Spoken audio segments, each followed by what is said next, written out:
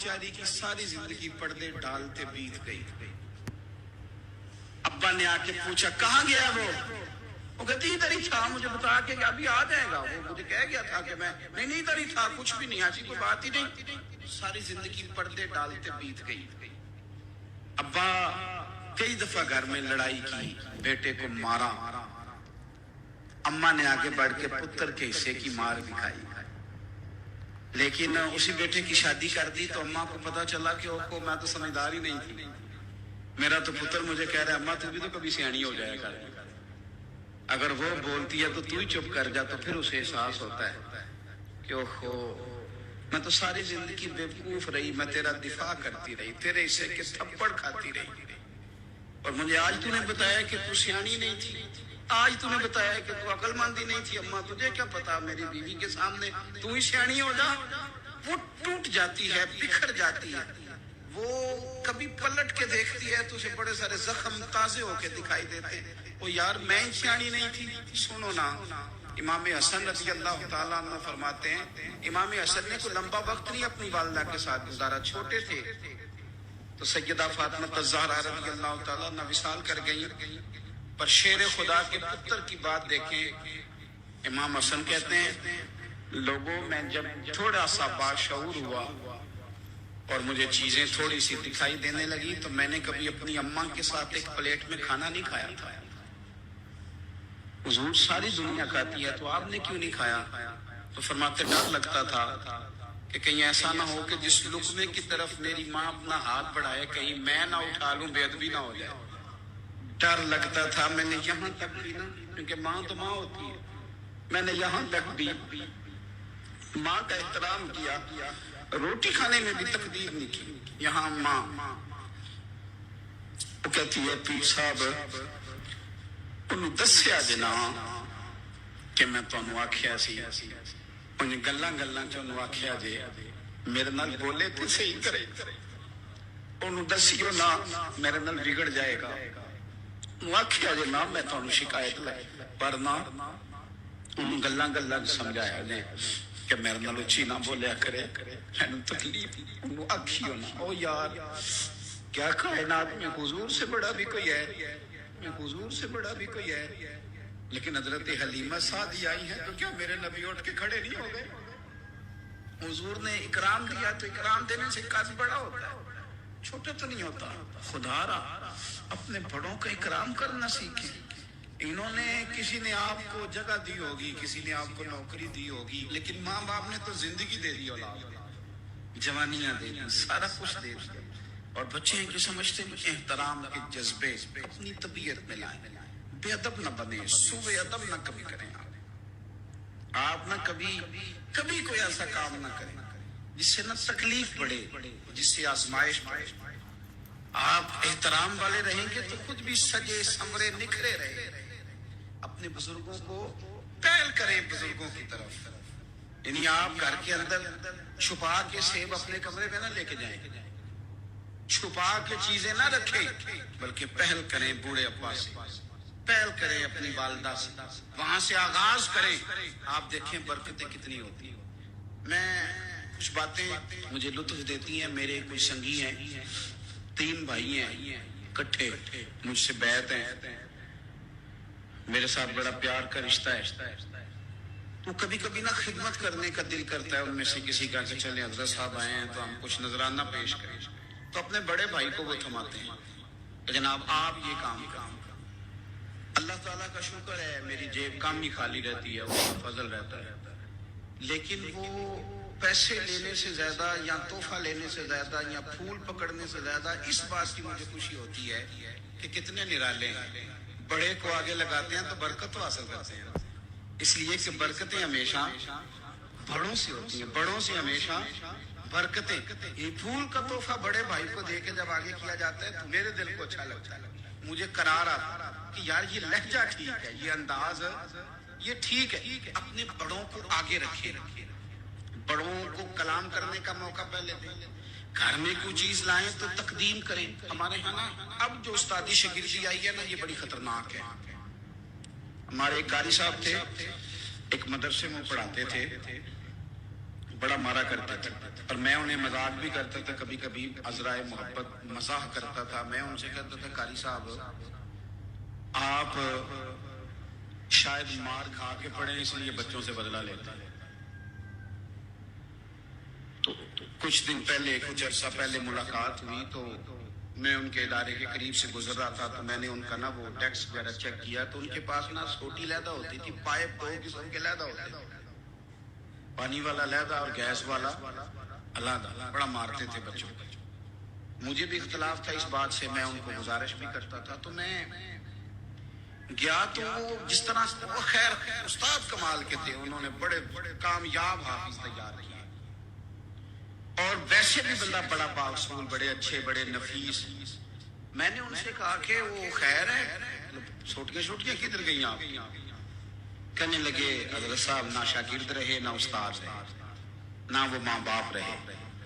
کہنے لگے پتہ نہیں 2-4 سالوں میں کیا ہوا ہے.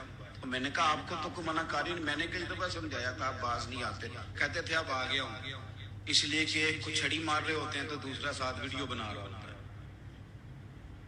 پہلے طالب علم اس طرح کی توہین کا رویہ استادوں کے ساتھ نہیں کرتے. وہ کہتے تھے جیسے بھی ہے فیض استاد سے لینا ہے. اب آپ ذرا گور کے دیکھیں تو کہتے ہیں لاؤ کتابیں، جا رہا ہوں بڑے مدرسے، بڑے کالج، بڑے اسکول. میں نے اپنی زندگی میں دیکھا کہ ہمارے بڑے کہتے تھے، کبھی گھر آ کے بتاتے نا استاد جی نے مارا ہے، تو کہتے تھے کسی غلطی سے مارا ہوگا، اور اس طرح کے سخت لفظ بولتے تھے کہ ہمیں لگتا تھا کہ ہمارے بزرگ ہمارے ساتھ زیادتی کر رہے ہیں. وہ کہتے تھے کہ مینو ہڈیاں چاہیے نہیں پڑے آؤ رہے. یہ لفظ کہتے تھے میرے ابا جی میری اما، ہڈیاں دیا جی سانو پر دیا جی پڑے.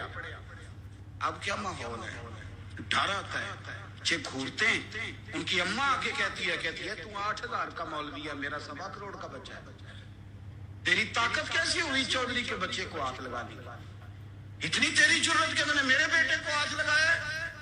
کروں گی نا کل بندے کٹھے تیری کراؤں گی چھوٹی مسجد سے. تو اتنی تیری طاقت کہ تو میرے بچے کو مارے. ہم نے نا پرموٹ کی چیزیں، پرموٹ. حضرت خواجہ حسن بصری رحمت اللہ علیہ فرمایا کرتے تھے ادب نہ ہو تو علم آ ہی نہیں سکتا. ایک شخص نے نا حضرت سیدنا امیر معاویہ رضی اللہ تعالیٰ عنہ سے کہا کہ میں نے زیارت کرنی ہے حضرت امام حسین رضی اللہ تعالیٰ عنہ، مدینہ شریف جا رہا ہوں. میں نے ان کو پہلے دیکھا نہیں ہوا، تو مجھے بتائیے امام علی مقام رضی اللہ تعالیٰ عنہ کو میں کیسے پہچانوں گا؟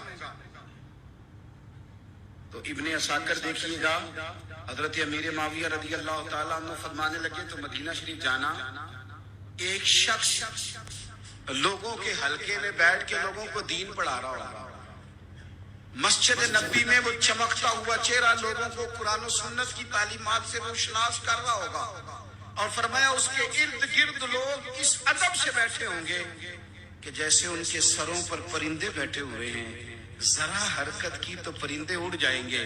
فرمایا جب وہ نورانیت والا ماحول تم دیکھو اور اتنے با ادب شاگردوں کے بیچ بیٹھی ہوئی ایک نورانی ہستی کو دیکھو تو سمجھ لینا وہی حسین ابن علی، وہی ہے امام علی مقام امام حسین، کہ جو اس احترام کے ساتھ لوگوں کو انہوں نے آداب سکھائے ہیں، اس طرح انہوں نے لوگوں کو سمجھایا ہے کہ ان کے شاگردوں کا یہ رنگ ہے کہ وہ تو سر بھی ہلا دے کہ کہیں پرندہ نہ اڑ جائے. اس انداز میں جب لوگ، مجھے بات یاد آ گئی، امام احمد بن حنبل رحمۃ اللہ علیہ بہت بڑے محدث تھے. تو مجھے پتہ ہے اگر آپ مجھ سے پوچھیں گے نا اس دور میں فقہ سب سے بہترین کس کو آتی ہے تو میں آپ کو بتا سکتا ہوں، کیونکہ میرا شعبہ ہے نا. آپ پوچھیں گے صرف ناب کا استاد کون اچھا ہے تو میں بتا دوں گا کہ کہاں پہ ہے، کون ہے، میرا شعبہ ہے. اسی طرح سے میڈیکل کے شعبے سے وابستہ لوگوں سے آپ پوچھیں گے کہ ہارٹ کا ڈاکٹر کون سا اچھا ہے تو بتا دیں گے. پوچھیں گے بھئی میں نے ایک ناک کان گلے کے ڈاکٹر کے پاس جانا ہے، تو جس کا جو شعبہ ہے اسے پتا ہوتا ہے. مدرسے کے بچوں کو بھی پتا ہوتا ہے کہ کون سا آدمی کہاں بہترین پڑھانے والا ہے. ایک بزرگ تھے شاہ بقی الدین ابن مخلد، وہ کہتے ہیں مجھے پتا چلا کہ اس دور میں نبی کریم علیہ السلام کی حدیث جو سب سے بہترین پڑھاتے ہیں وہ امام احمد بن حنبل ہیں. ان کو حضور کی حدیث سے جو خاص شغف ہے وہ کسی اور کو نہیں. کہتے ہیں میرے دل میں لو لگ گئی، حالانکہ میں امیر گھرانے سے تھا، میں کشتی میں بیٹھا امام احمد بن حنبل کے پاس آنے کے لیے، رشتے میں طوفان آ گیا، کشتی اچکولے کھانے لگی، کسی طریقے سے ایک جزیرے کے ساتھ جا کے کشتی لگی، ٹوٹ گئی، بکھر گئی، میں جزیرے پہ اتر گیا، اور بھی کئی لوگ تھے۔ ایک مہینہ وہاں رہنا پڑا، بارشیں ختم ہوئی، موسم ٹھیک ہوا، ایک کشتی دکھائی دی آتی ہوئی۔ فرماتے ہیں کہ وہ اس کشتی میں بیٹھا، دوبارہ بغداد گیا، مجھے سفر طے کرتے 2.5 مہینے گزر گئے، وہ جزیرے پہ مہینہ پتے کھا کے بھی گزارا کرنا پڑا۔ نکلا تھا علم حاصل کرنے، جب بغداد شریف پہنچا، لوگوں سے پوچھا امام احمد بن حنبل کا مدرسہ کہاں ہے؟ انہوں نے کہا وہ مدرسہ تو بند ہو گیا، وقت کا بادشاہ مخالف ہو گیا، مسجد مدرسہ سیل کر دیا۔ امام صاحب کہاں ہیں؟ کہا گھر کے اندر قید ہیں۔ ان کے گھر کو سب جیل بنا دیا، چاروں جانب پولیس کھڑی، اور ویسے بھی بغداد میں کرفیو، ہر چوک چوراہے میں پولیس والے کھڑے۔ شاہ بقی الدین کہتے ہیں اتنا کچھ سننے کے باوجود بھی میرا جذبہ ٹھنڈا نہیں ہوا۔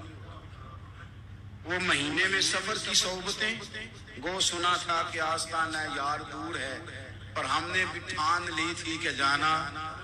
وہ سنا تھا کہ آستانہ یار دور ہے، پر ہم نے یہ ٹھان لی تھی کہ جانا ضرور ہے۔ کہتے پہنچ گئے، اب پتا چلا کہ کرفیو ہے، سڑکوں پہ پولیس کھڑی ہے، گلیوں میں چوکوں چوراہوں میں پہرے ہیں، امام صاحب تک تو جا کوئی نہیں سکتا۔ کہتے میں نے ایک شخص کی منت کی، میں نے کہا کسی طریقے گاڑی بتا، کہنے لگا میں اشارہ بھی نہیں کر سکتا، سخت حالات، وہ کوئی طریقہ۔ میں نے جب زیادہ تڑپ کے کہا کہ وہ شخص کہنے لگا میں ان کے گھر کے قریب تجھے لے جاؤں گا، اور گزرتے وقت صرف آنکھ کا اشارہ کروں گا۔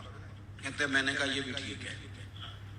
ان کے گھر کے تیری تلاش میں پھرے نا ہم، جنگل پہاڑ اور دشت۔ ان کے دروازے کے قریب اس نے اشارہ کیا۔